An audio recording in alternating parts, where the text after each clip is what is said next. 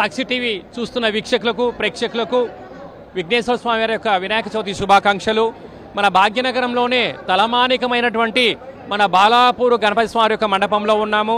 ఈరోజే సాయంత్రము మేళ తాళాల చేత అంగరంగ వైభోగంగా కార్యక్రమాలు ప్రారంభమయ్యాయి. కొన్ని కోట్ల మంది టీవీ చూస్తున్న వారందరికీ కూడా బాలాపూర్ అంటే బంగారు లడ్డుతో సమానమైనటువంటి పూజా కార్యక్రమాలు జరిగాయి.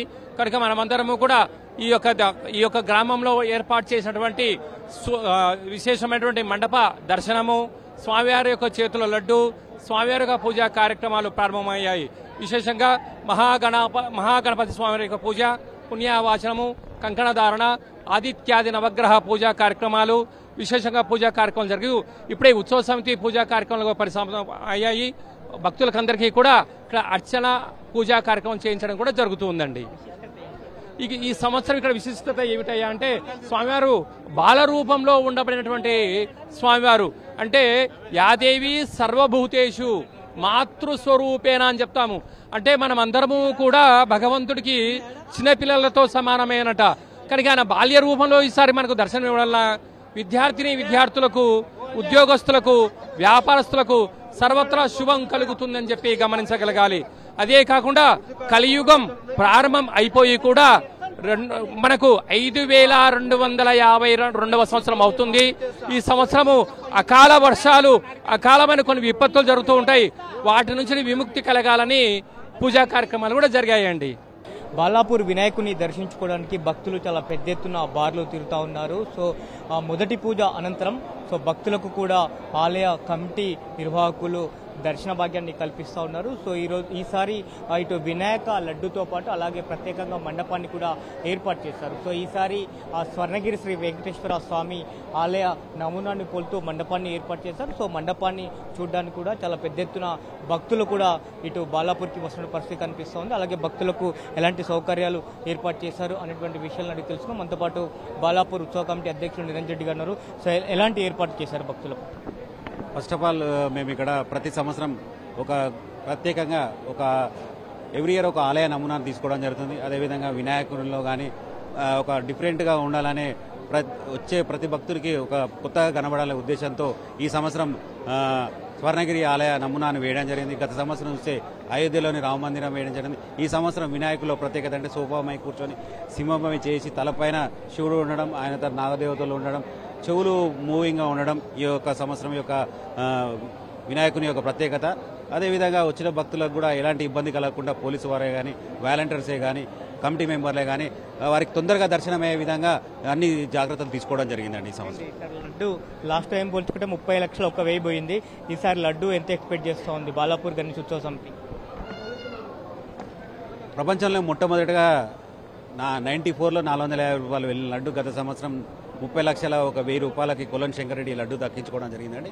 ప్రతి సంవత్సరం పెరుగుతూ వస్తుంది కానీ ఇప్పుడు తగ్గలేదు. కొన్నవారికి మంచి జరుగుతున్న ఉద్దేశంతో కానీ, బిజినెస్లో కానీ, వ్యవసాయదారుగా వివిధ రంగాల్లో ఉన్న వారికి మంచి జరుగుతున్న ఉద్దేశంతో ఈ లడ్డు చాలా మందికి ముందు జరగడం.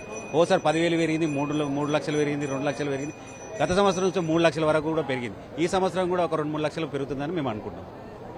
ఇది చూసుకోవచ్చు. సో భక్తులకు సంబంధించి కూడా ప్రతిసారి ఒక్కొక్క ఆలయ నమూనానికి సంబంధించి కూడా మండపాన్ని తీర్చిదిద్దుతారు. ఈసారి ప్రత్యేకంగా స్వర్ణగిరి శ్రీ వెంకటేశ్వర స్వామి ఆలయ నమూనానికి సంబంధించినటువంటి మండపాన్ని ఏర్పాటు చేస్తారు. అలాగే వినాయకునికి సంబంధించి కూడా కింద సింహం ఉంటుంది. సో సింహం పైన వినాయకుడు కూర్చున్నట్టుగా ఉంటుంది. అలాగే పైన కిరీటంలో శివుడు, ఆ పైన సర్పాలు, ఇటు 2 చేతుల్లో కూడా ఆయుధాలు ఉన్నటువంటి విగ్రహాన్ని 21 అడుగులకు సంబంధించినటువంటి విగ్రహాన్ని కూడా ప్రతిష్ఠించారు. సో గత సంవత్సరం 30 లక్షల 1,000 లడ్డు ధర పలికితే ఈసారి ఒక 2-3 లక్షల ధర ఎక్కువ పలికే అవకాశం ఉన్నట్టుగా అయితే ఆలయ కమిటీ నిర్వాహకులైతే చెప్తున్న పరిస్థితి కనిపిస్తూ ఉంది. సో లడ్డు 1994లో 450 రూపాయలు పలికిన లడ్డు గత సంవత్సరం 30 లక్షల 1,000 పలికింది. సో ప్రతి సంవత్సరం కూడా లడ్డు ఒక సంవత్సరం 10,000, ఒక సంవత్సరం 2 లక్షలు, ఒక సంవత్సరం 3 లక్షలు ఇలా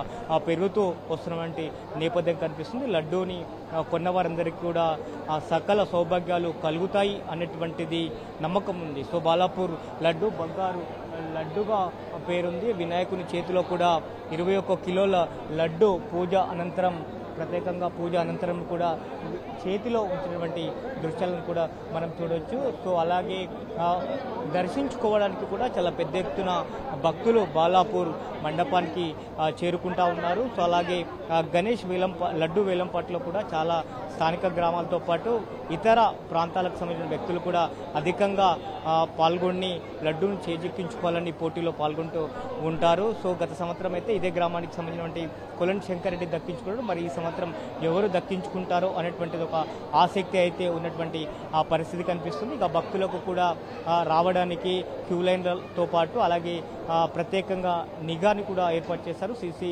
కెమెరాలతో పాటు ఇటు పోలీస్ బలగాల మధ్యన ఇటు భక్తులకు ఇబ్బంది కలగకుండా ఏర్పాట్లు అయితే చేసినటువంటి ఆ పరిస్థితి కనిపిస్తోంది. వీడియో న్యూస్ కలుసుకున్న దిలీప్, సాక్షి న్యూస్, బాలాపూర్ నుంచి. పేదవాడి పక్షాన నిలబడతాం, ప్రజా గొంతుకై నినదిస్తాం. వాయిస్ ఆఫ్ వాయిస్లెస్, తెలుగువారి మనస్సాక్షి, సాక్షి టీవీ. సాక్షి టీవీ ప్రసారాల కోసం మీ స్థానిక కేబుల్ ఆపరేటర్ను వెంటనే సంప్రదించండి.